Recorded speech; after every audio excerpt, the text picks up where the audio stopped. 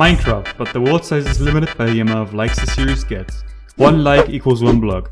Here we go. So while I'm editing this, I'm realizing that the first episode has around about 100k likes, which is insane. But unfortunately, this video was recorded when the first episode had about 2.5 likes, which is nothing in comparison, I know.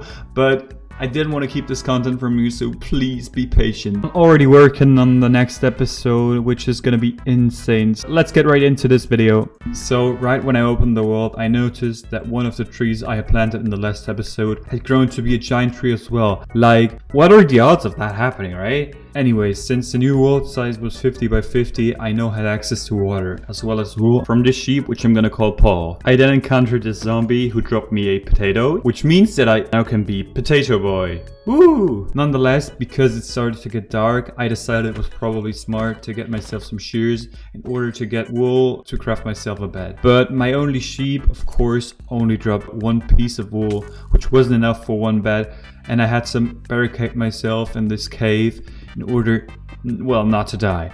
Despite that, I actually found some coal here, which I used to make myself some torches. I then started to dig my way out of this cave, fought some zombies, entered the surface, located the sheep, and went on a mission to acquire some wool. Almost died and went back into my cave, and then I realized I didn't have enough wood with me. So I tried to plant a tree, which didn't work, and I went up to the surface again, where I found some wood in this furnace, which then finally allowed me to craft myself a bed. Oh my goodness. But before I went to sleep, I crafted myself a block of copper to measure the time I spent in this world. Anyways, then I went to sleep in my bed, and next morning I made my way out of this hellhole. Finally!